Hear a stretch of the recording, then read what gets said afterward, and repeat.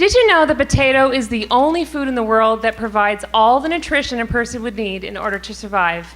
Well, today we're going to tell you about how this potato is being made even better and how to make a nice profit along the way. Good afternoon, I'm Gayleen Anderson, CEO of Solanux. Our name takes its origin from Solanum, which is the genus name for potato. And the picture that you're looking at behind me are actual potato cells under a light microscope, and the starch granules inside have been stained purple. Now, these granules are going to be the focus of our novel potato food ingredients that we'll be discussing today.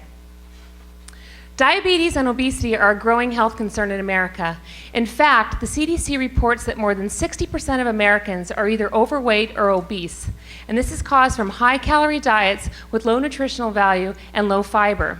For diabetics, sustained high blood sugars prevent them from eating certain carbohydrates.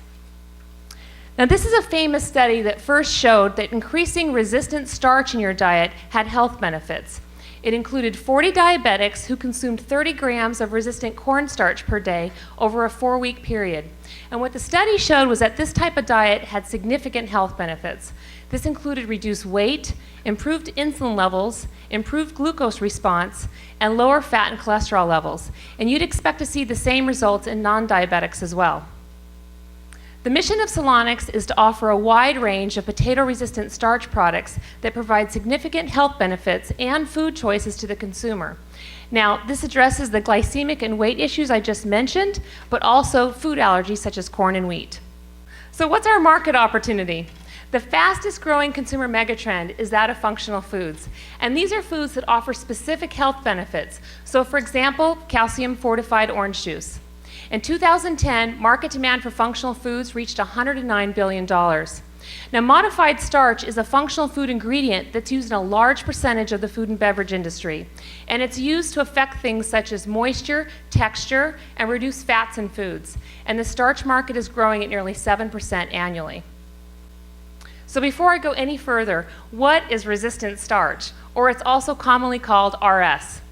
RS is found naturally in foods like beans, lentils, bananas, and potatoes. And when you eat it, it passes through your gut without being easily absorbed, which means it's going to have lower calories and higher fiber.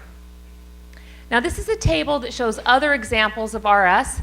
What I'd like to point out is that eating a serving of potato salad has more than 6 times the amount of RS compared to a piece of whole grain bread. Now, most people only consume about 5 grams of RS per day, when really they should be consuming much more because of the many health benefits it provides. Again, it's going to help you lower your glycemic response, reduce weight.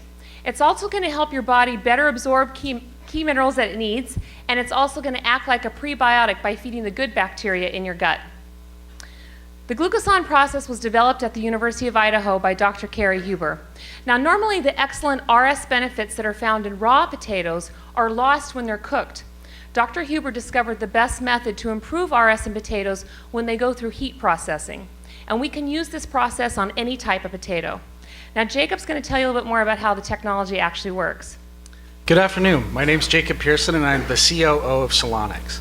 Here you see the 3 different types of ingredients that we're going to be making: potato flakes, granules, and flour.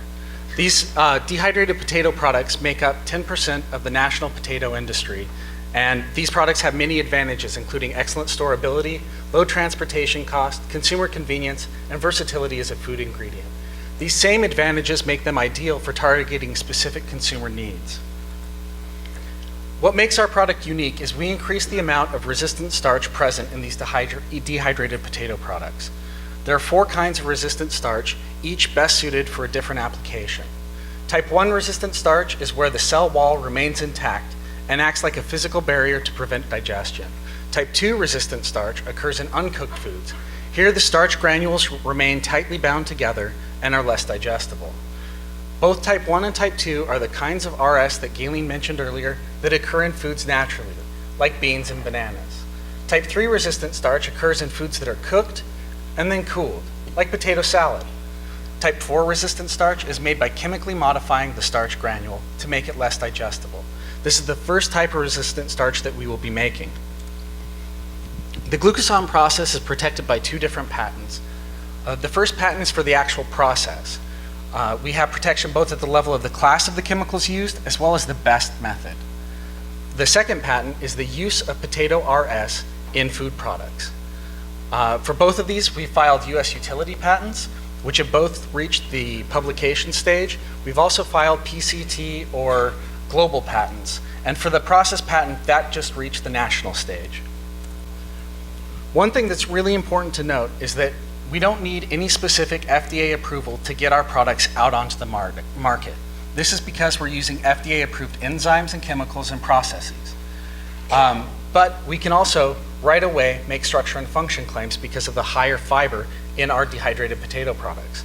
Eventually, one way that we can seek to increase the value of our brand is by going after an FDA-approved health claim, linking the many benefits of Solanux products to improving specific conditions like diabetes.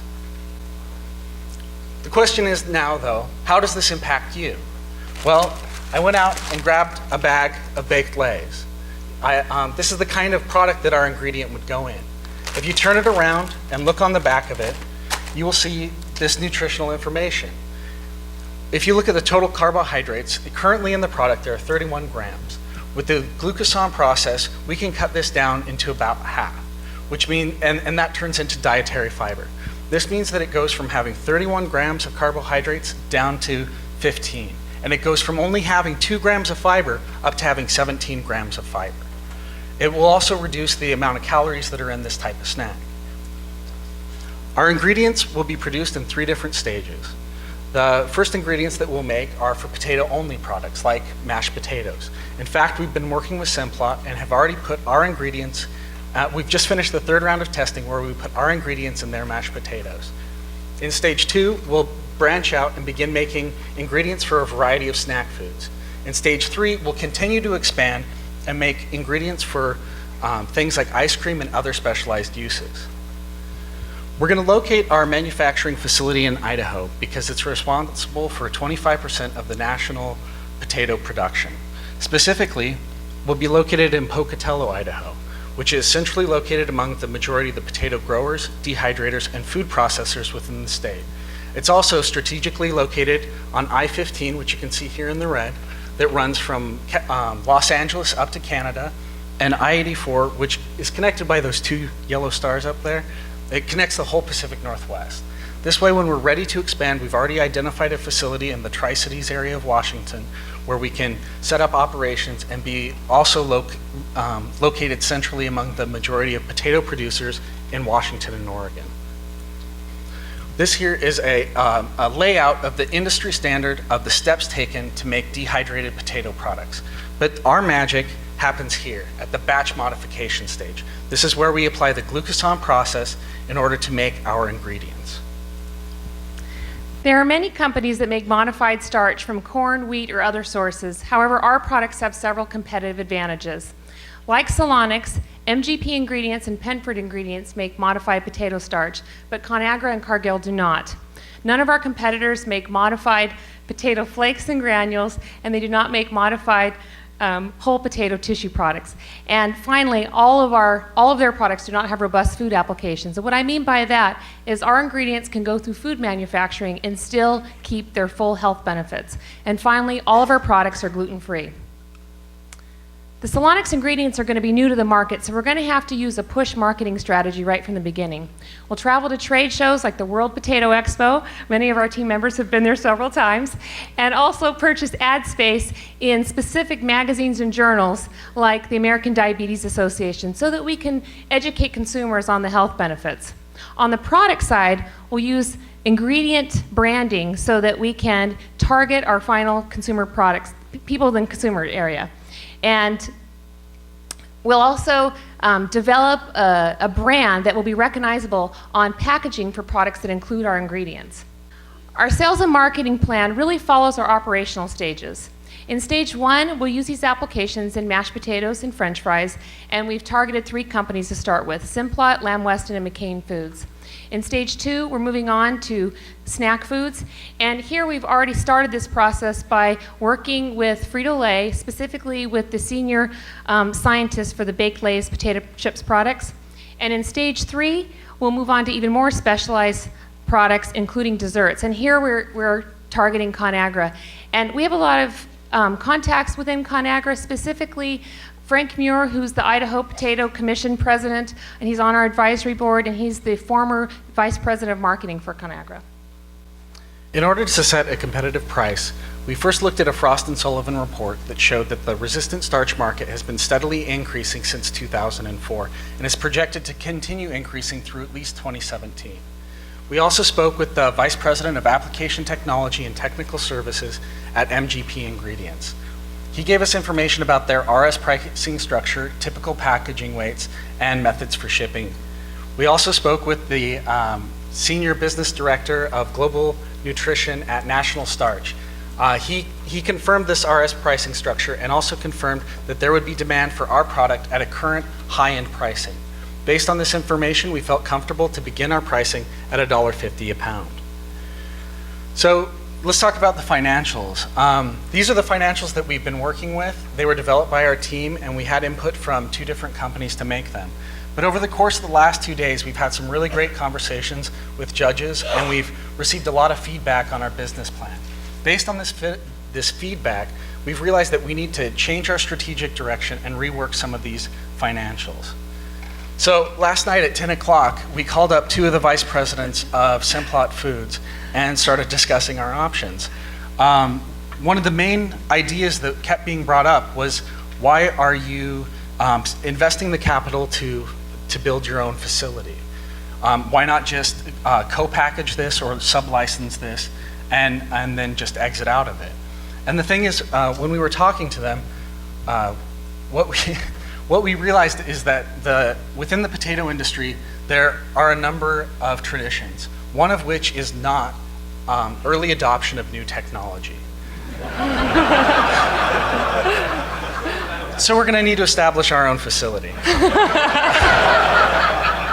So within the market right now, there's an excess in capacity, and so we can use this to do some of our co-packing. But it's not enough capacity that we could fulfill our our production requirements.